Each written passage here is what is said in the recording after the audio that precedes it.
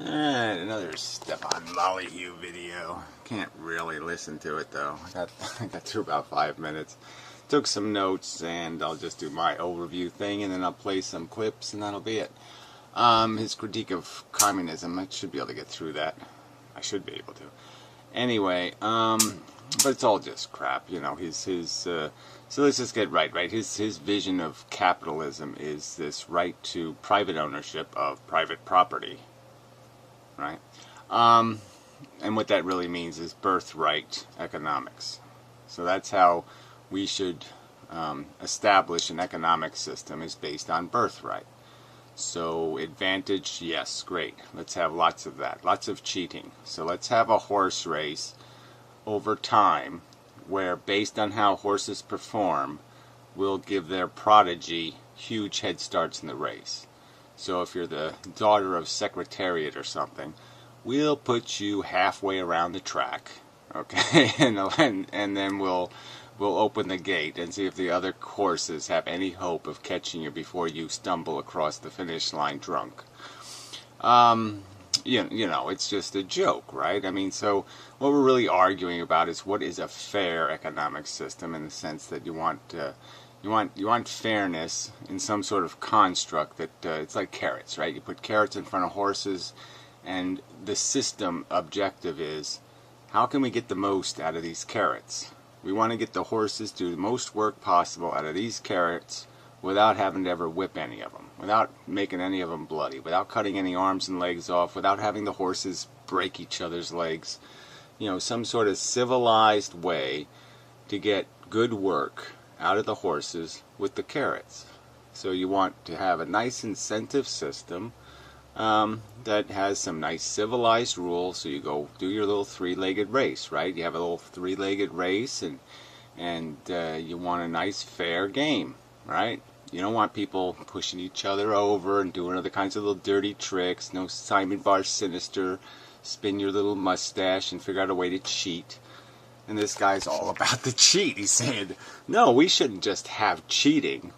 We should have established cheating. I mean, it should be the first rule of the game that it's birthright first. The first thing, the most important thing, is whose vagina did you fall out of? That's how everybody should be judged. Who is your mother? Who is your father?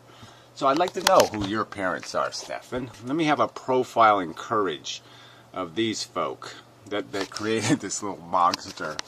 Because I'll do it, okay? I mean, my parents are 93, and I'll give you a profile of my parents, okay? And all you're going to find is integrity after integrity after integrity after integrity. Yeah, just as rock solid human beings as you could goddamn get. So, you know, but yeah, they weren't cheaters. You know, they didn't cheat the game. And so what's your heritage? Let's play the blue blood game. See who's got bluer blood, or more integrity blood. Yeah, let's do that. Let's put it under a microscope and see what kind of integrity is in the blood. But anyway, that whole argument is just silly, right? That we should be born to be blacksmiths or something. Oh, damn it. Alright, where was I? Somewhere around. So this guy basically is just saying, look, the king earned it.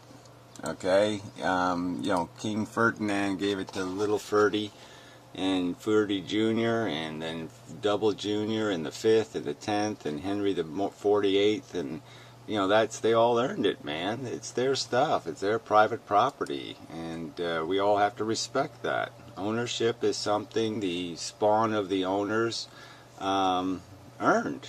I mean, they worked hard. They struggled out of the uterus and plopped out of the vagina, and you know, they picked their parents. Obviously in purgatory or wherever, there was some sort of fair contest, and you know, if you were born to the butcher or the guy who smacks the iron shit, I can't even think of his blacksmith. The blacksmith. If you fell out of Mrs. Blacksmith, well, that's what you deserve to be, buddy. You're supposed to be a blacksmith, okay? That's the way the world works. All right. What, you think you're entitled to a fair contest? Do you think you have a right to become something other than that? No, that's not capitalism. Everything has a name on it. Streets and towns and villages and houses and everything should just stay the way it is. Because people have a birthright.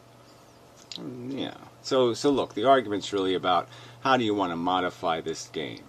Do you want to keep cheats in the game, or do you want to have a really good, fair contest? Everybody starts from the beginning, and they earn it. And again, you got to concede this. This is this game. You sit in your privilege playing squash and polo, and doing your class clownery. You didn't grow up in Harlem. With your crippled sister who was shot in some sort of gang bullshit. You didn't have to go to work when you were 9. I mean, it's just such. So why not? Why shouldn't we think about having a system that says, let's do this merit thing? Let's go with this merit idea and socially productive idea. And doing doing something of value, constructive, value added. Yeah, let's pay people a little extra for that added part. Yeah.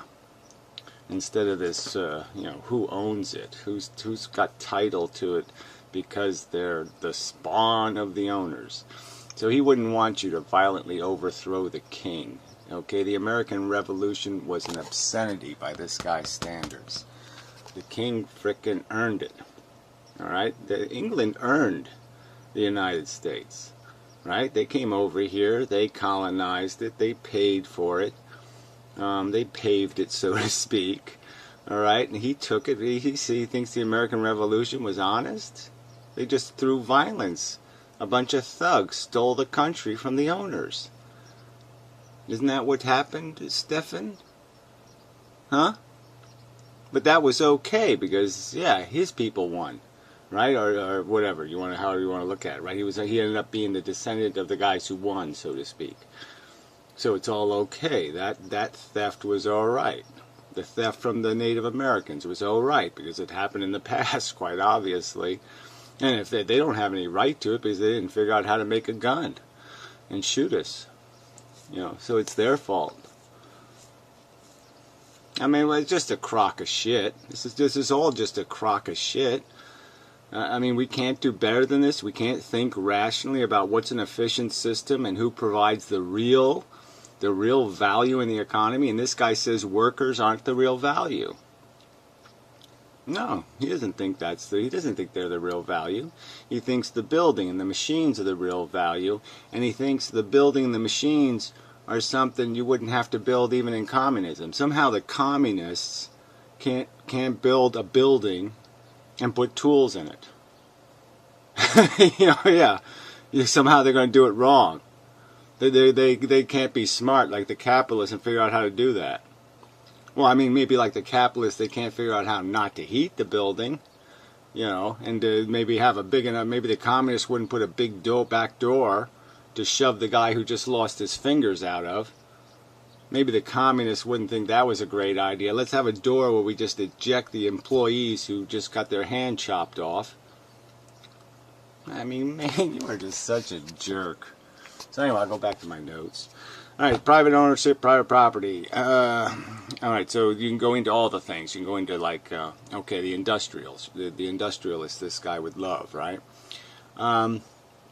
How did they earn any of this stuff, right? How did the United States gain all of its wealth and its property, its private property? How did the rich acquire their property, right? We stole it from the Native Americans. We enslaved people for hundreds of years, stole the value of all their labor, every single dollar of their value of their labor. We squeezed out of them and put into somebody's private property pocket. And this guy thinks that's honest. That's the way to have us. That's the good system. That's the honorable man's system. Man. All right. States are good, bad, force fairness. So yeah, it's bad to force fairness, right? Well, I just can't read. Head starts. Oh, head starts are good, and it's bad to force fairness. That's what this guy's saying. The head starts of ownership, that's the good thing. looking at people's blood in the microscope and making, seeing if it's blue enough. That's good. Having a nice fair fight, where you put on your Marcus of Queensberry show, all right? You don't do any of the low blowy stuff and kick the guy when he's down, or fight the midget, or fight the two-legged, one-legged man. Yeah, that's now that's being an evil commie. If you're for fairness, you're a commie. Okay. And you've killed hundreds of millions of people. See the big joke, right? So that's it, right? Russia was a system based on trying to establish economic fairness. So it was Russia was an economic system. It wasn't a political system. That's the first argument he's making. It's a lie, quite obviously, right? Russians were into everything. They weren't talking about economy. They were fucking with everything. Lots of ethnic cleansing. And then the flat out, did they create a fair system? Did the managers and the the lords of Russia, did they live like the regular people? Did they play the same game of you got to be productive? No, we know that's not how the system worked. It was corrupt right from the to the top down. But he's going to say we tried fairness and it didn't work. That's his argument. Russia was a fair economic system. We tried it and didn't work. That's how he views that's a fair view of history in his opinion. It's a fair test. Communist Russia was a fair test of a fair economic system. Because of course a fair economic system would include things like prohibitions against sex and rock and roll. Of course. Everybody knows that, right?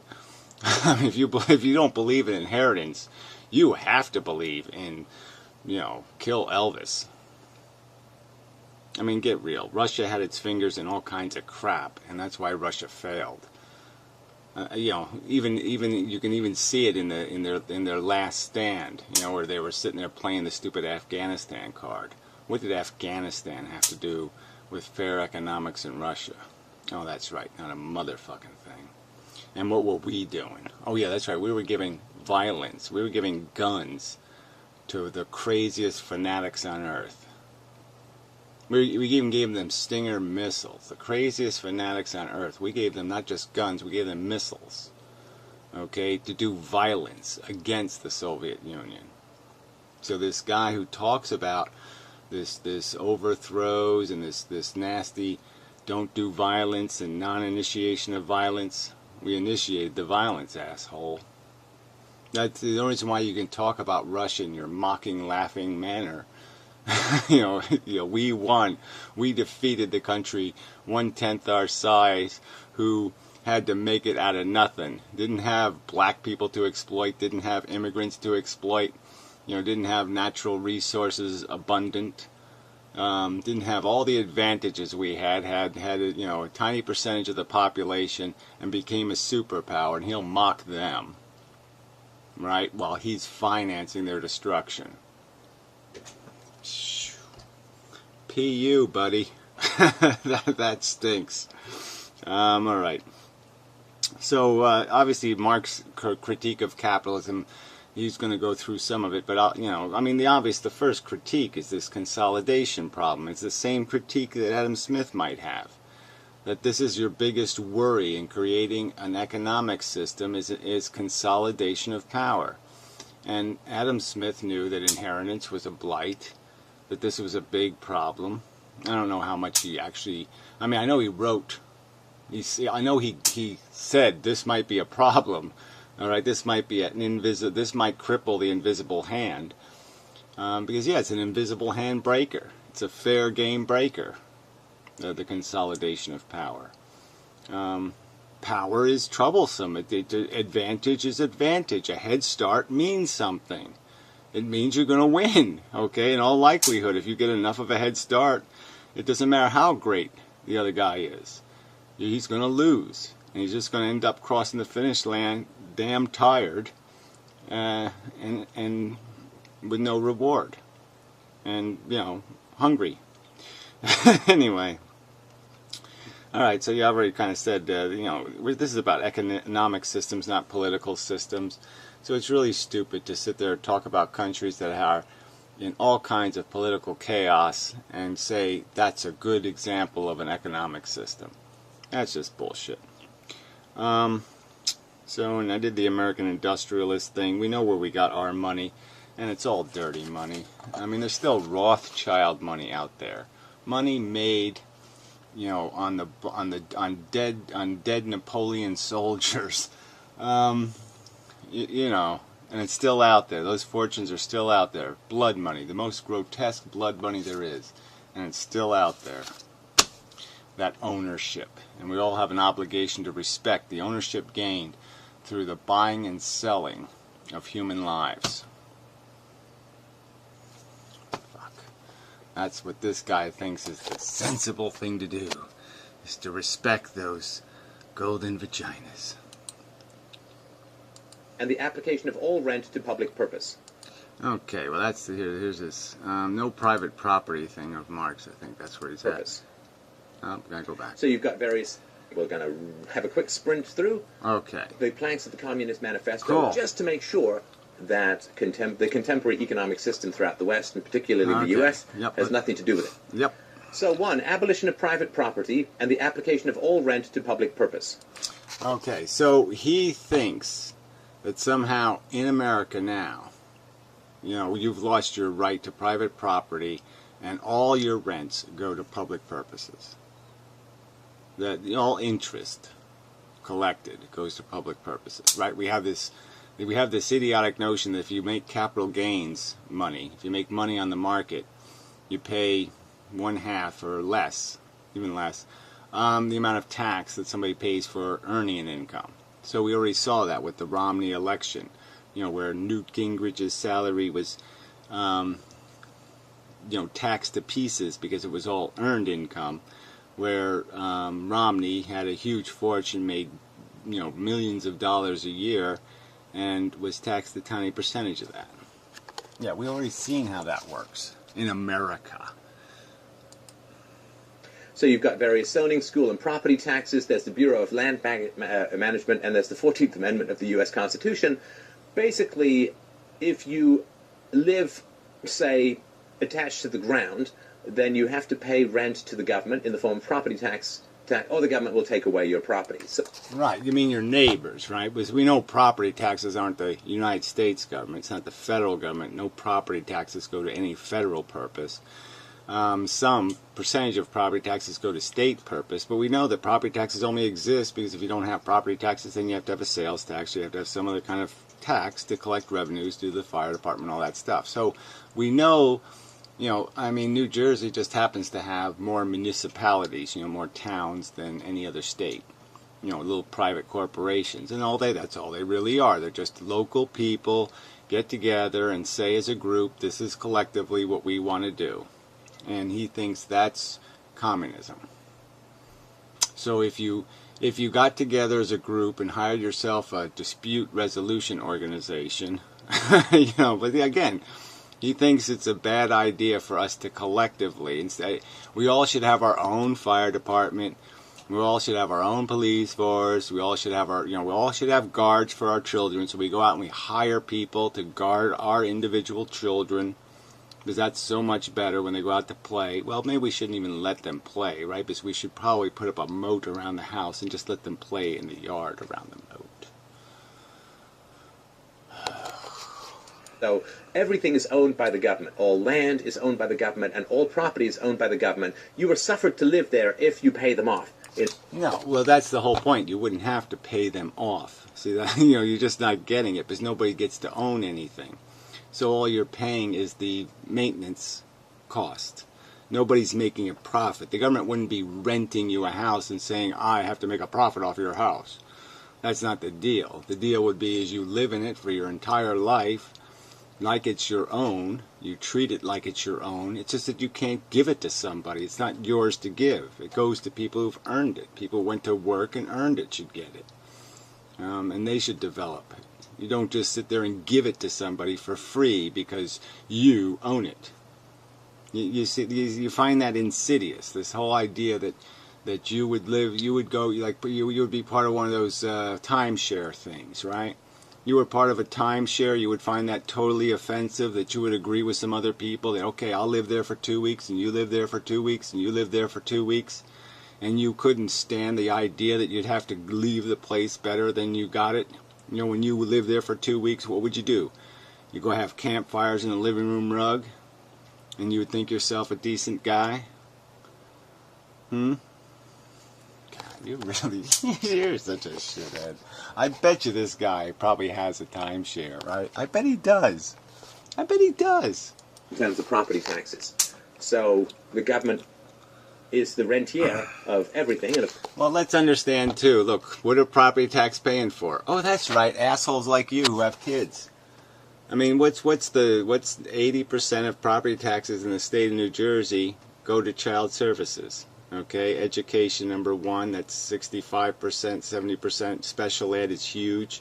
You know, gotta get that kid. You gotta teach that blind kid how to golf. You know, and play squash. I have to have a squash pool. You know, gotta have that shit. You know, they spend $1 million on a music room here. $1 million, right, for a room with stairs, like you know, that has big staircasey thing with a piano. And $1 million in property taxes. So yeah, there's lots wrong with if my neighbors are assholes, obviously. Okay, they buy fire trucks to put out fires in like 10-story buildings, and the tallest building in town is 3 stories. You know what I mean? I mean, 10-story ladder, and you know we have a 3-story building in the town. You know, that doesn't sound right somehow, right? And the trucks are so fucking big and monstrous, they can't even get up the hills in this town. And then I just happen to live on the street that has no fire hydrants. So yeah, the fire department is, guess what, of absolutely no value. Them showing up and you know, breathing their alcoholic breath on my house is probably going to get my house burned down quicker. I watched the fire department watch a house burn down right down the street here. Big giant house too, you know, big huge mansion. And it burned right to the ground. And they all just sat there and watched. Well, they did run hose a half mile down the road to the stream, but they didn't really understand physics, so they didn't get the idea that there's no way their little truck was going to pump the water all the way up the hill. Of course, the U.S. government, federal government, owns 1/3 of America, so pretty... Federal government owns 1/3 of America, so he means it's a bad idea to have Yellowstone National Park, or the Tetons, or the Grand Canyon. The federal government shouldn't own any of the Great Lakes, shouldn't own any of this shit. Let the little private whores own it. Let somebody inherit it. Wouldn't you feel so much better if somebody inherited the Mississippi River? I mean, fuck giving us any right to navigate the damn thing. Let them inherit it and then put big toll booths on it. Our life will be so much better that way. The solid implementation of the first platform of the Communist Manifesto, but let's call it capitalism because that way we can keep our propaganda. So again, he thinks this country that basically couldn't give the richest 1% an easier ride to ownership of the entire country, he thinks this is communism. He thinks this is a fair fight, where the forcible government has come in and oppressed the rich. We have stolen all of the rich man's money. He believes that by borrowing from the rich, paying the rich interest every year, paying the rich rent every year. We're still paying the rich for giving us the privilege of winning World War II. Because the lovely rich man gave us the money, but lent us the money to go buy some tanks to kill Adolf Hitler, and you know, drop some nukes on Japan. It's a little sloppy, a little violence there, wasn't there? That was a little bit violent. Because the lovely rich people lent us that money, we've been paying rent on the tanks in World War II for like 70 years, 80 years now. Rent. This man, that's what he thinks we should do.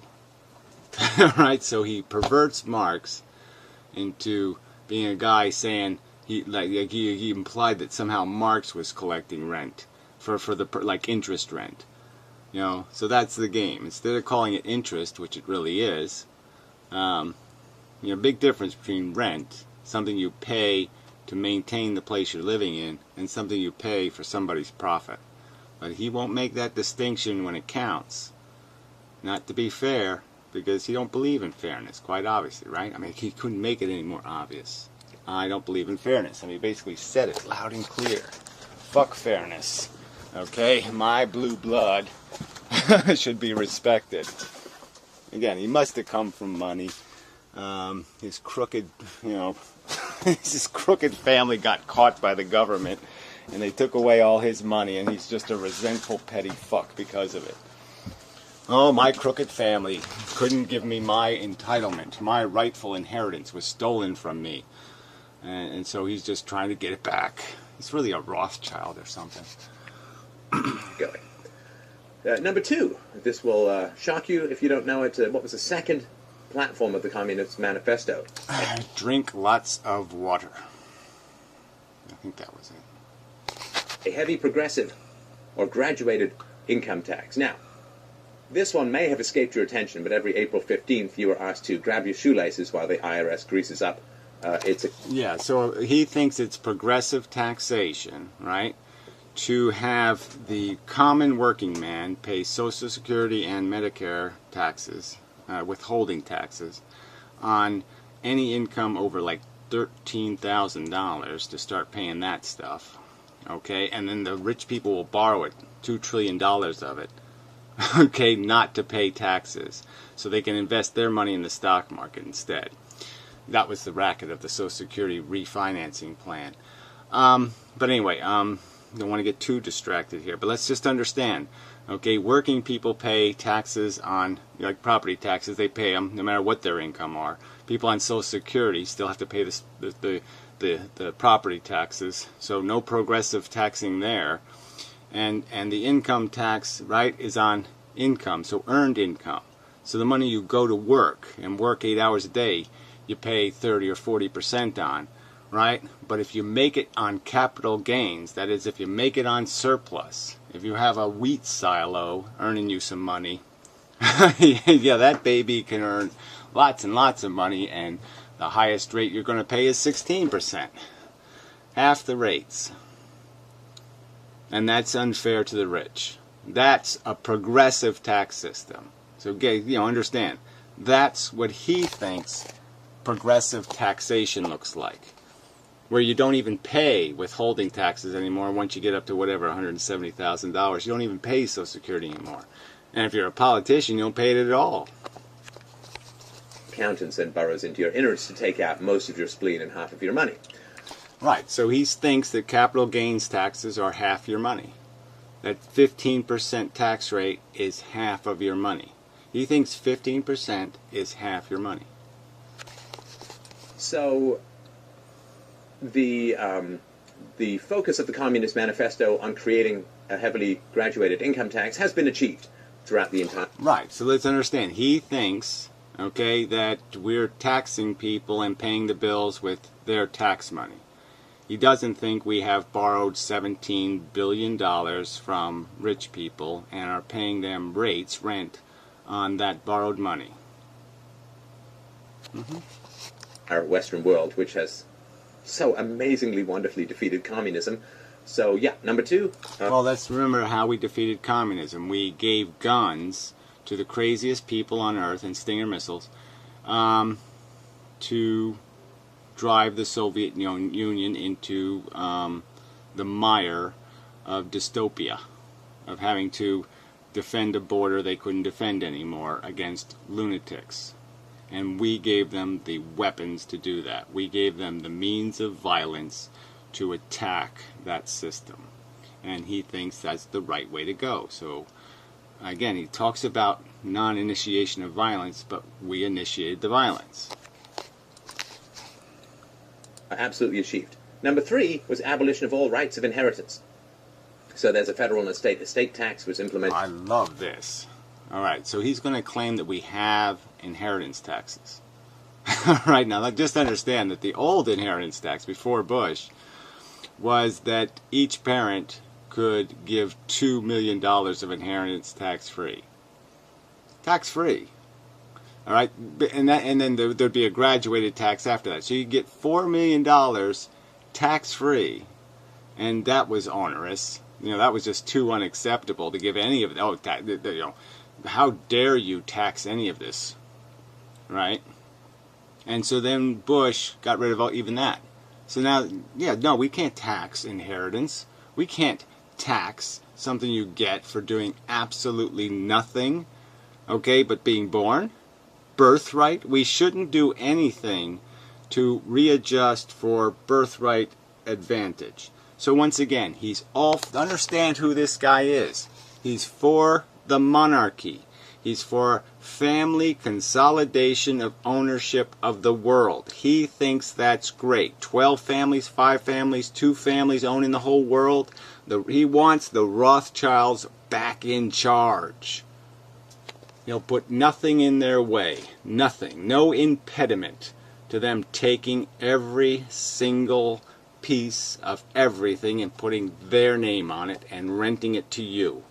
So he doesn't want the government. He doesn't want you paying rent to a government.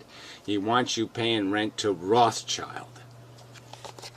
In 1916, reformed probate laws and limited inheritance via arbitrary inheritance tax statutes. So the government, of course... Arbitrary, yeah, they 5%. A 5% inheritance tax. Oh my! Yeah, and what did we get when we really increased it, right? After the Depression, they did increase the inheritance tax. And scared the hell out of Getty and Carnegie and all those guys. And what did we get for it? Oh, that's right, they had to spend their money when they died. And so they gave us Carnegie Hall, and they gave us public libraries. Oh my God, the horror of an inheritance tax. What a terrible thing to have. Gee, that's just horrible. That these assholes might give us something worth a damn. And what did Hearst do? Yeah, well, Hearst just bought up all the crap in the universe and put it on his little Shangri-La hill. Yeah, just totally screwed the world. Stupid fucking asswipe. You have no right of inheritance anymore. The government can arbitrarily take whatever they want. So that's just a bald-faced lie, right?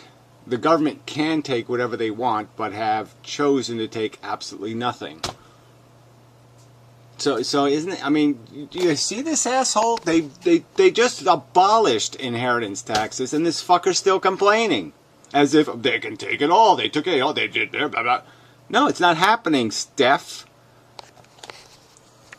From whatever inheritance you leave, so it's not that there's no inheritance possible anymore, but the government takes. No inheritance possible anymore. Can you believe this crap this asshole is saying? Does this have something to do with reality? Oh no, it doesn't have anything to do with reality. It's cut. And the reason the government does that is if it taxed your inheritance at 100%, you'd simply spend it all before you died and they wouldn't get that cut. Well, yeah, they would get that cut, just like with Hearst. Hearst died and we turned his house into a museum and we sold a lot of the antiquities. But yeah, so that would be good, right? Go ahead, spend it, and then we'll sell it. What's the problem? It's the perpetual ownership that's the problem. You people really, you're just too stupid to understand that you have no system when you allow for perpetual ownership of the racetrack, so to speak. If you let, like I said, the bloodlines of different horses buy their way around the track, that there's going to be no track eventually. There's no race anymore. Oh man, you people are stupid. To leave some so they can take more. Right, so number 3 has to... So again, there was no facts and figures there, right? No explanation for exactly how big a percentage of the Walmart fortune, okay, didn't go to the Walmart heirs, right? Like 300 of the richest people in the world are living off of that fortune, okay, inherited it. Didn't earn it, didn't work at Walmart, didn't do a damn thing, just inherited it. And he's saying they didn't. That's obviously he's saying they didn't. They don't own the fortune. Liar, you're a liar, you're a liar, you're a liar. And again, why don't you tell us what Adam Smith thought of inheritance? How he thought it was pretty much a game breaker. It's like taking a hammer and smashing the invisible hand and breaking all the little invisible fingers. Been pretty solidly implemented. Third platform of the Communist Manifesto. 4. Confiscation of the property of all immigrants and rebels. So these are government seizures, tax liens. Immigrants and rebels? Yeah, I'm sort of indifferent on that one. Yeah, I didn't know Marx didn't like the immigrants and the rebels. But whatever. There's an Executive Order 11490, which gives private land to the Department of Executive Order 490. So let's hear this one. Urban Development. They can just seize your land and build highway. The imprisonment of, quote, terrorists. Oh, they can't just seize your land and build a highway. They have to give you fair market value for it. Right? But you don't, fair market value isn't what? Oh, that's not exploitness value. I should get the exploiter value. Right? I should get the value, not what the land was worth the day before the government decided it needed to put a highway in. I should get 10 times that much. Why? Well, that's right. No rationally good reason whatsoever. I mean, these people are pathetic. Don't be building none of them Hoover dams. That'd be bad. And those who speak out or write against the government, which was the 1997 Crime or Terrorist Bill. IRS confiscation of property without due process. The seizure of property for the war on drugs without due process. Well, due process, I think it is. If the IRS says you owe taxes, you don't pay taxes, it is due process because they get a court order saying you didn't pay your taxes, and so you're in default, and they'll take what they have to take. I'm not a big fan of... I mean, look how it takes you six months to kick poor people out who haven't paid their rent for 5 years. It took 6 months to get them out of their house, and this guy's saying... No, the evil government will kick you out. Don't think so, stuff, baby. Process and so on. So, yeah, you disagree, your property can be seized. Number 5 in the Communist Manifesto. You disagree. That means you break the rules of the little sack race we're having. And if you break the rules and they impose a penalty, that's not right. They shouldn't penalize people for cheating.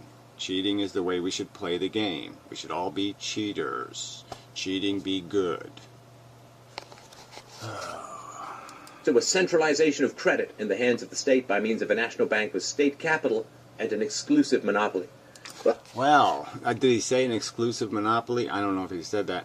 But, yeah, I mean, it would be really terrible if we had not-for-profit organizations that provided services.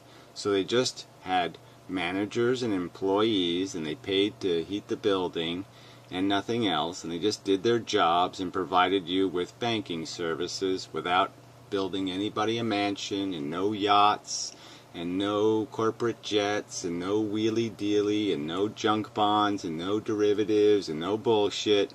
They just gave you nice, straight-up, honest banking services for what it cost to provide the services. None of us should want something like that. That would be crazy. That's just crazy talk. No, we want some manipulative, crooked capitalist to be fucking around playing all kinds of backdoor games and writing line after line after line of small print giving them the right to kick us out of our house, to take possession of everything we own. Right? He doesn't want the government to do that, but it's okay if a capitalist puts it in the small print of his contract that I can do whatever the fuck I want to you if you buy my iPhone. And because you want an iPhone, you're going to sign it, but he's saying that's your fault. You shouldn't have done it. Shouldn't have wanted an iPhone. You shouldn't want what everybody else has. Yeah, fuck you. Oh, of course, this is the Federal Reserve, a credit and debt system, nationally organized by the Federal Reserve Act. It's not a credit and debt system, so let's understand that. The Federal Reserve provides no services to you as a citizen or a consumer.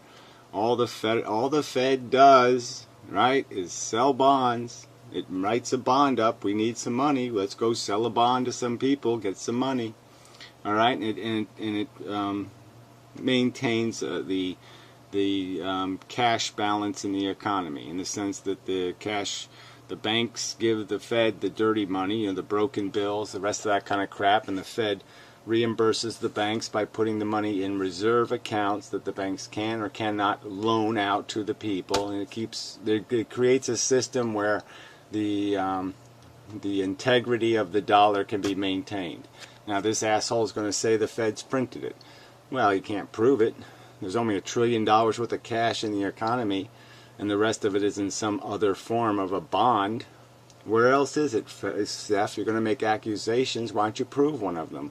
Why don't you prove that there's some other instrument out there that the Fed has created? Go ahead, prove it. 1913, all local banks are members of the Fed system and are regulated by the Federal Deposit Insurance Corporation. So mostly implemented. The Fed Deposit Insurance Corporation. So right, that was just this notion that you would have the FDIC. And if the Fed just manages, again, that's another sub-corporation. Actually, it's a completely separate function, just that it's over the umbrella of the Fed, I suppose. But I'm not sure it's not in the Treasury Department, to tell you the truth, but it doesn't really matter. But the point is that insurance isn't paid anymore. Okay, there's no premiums collected, and there's not nearly enough. There's no insurance fund somewhere that'll take care of the problem. So the FDIC insurance is just underwritten with absolutely nothing, and so yeah, that's pretty much guaranteed to fail, if ever needed. It's the insurance is we'll print cash then. That's the insurance. The insurance is you'll get cash. It'll just be worth nothing. Platform 5. Let's see if we can find one that hasn't been implemented at all. Number 6, in the Communist Manifesto, centralization of the means of communication and transportation in the hands of the state. Well, whatever. No, I think roads would be really good. Yeah, the hands of the state. So he wants us all to travel private roads. So all roads should lead to Walmart. So that's how he would have. That's how he would want to live. He'd want to live where you have to go get on the old Walmart road, and you have to, pick up your Walmart coupons to get through the toll booth. So the more you shop at Walmart, the faster you can get through the Walmart toll booth. So you can go to the road, so you can travel on the road, and Walmart will take you. It'll swirl you around a bit. So you'll have some incentive, but that's it.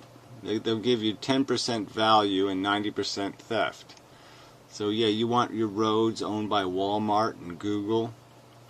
Oh, that sounds so much better. Ooh, imagine.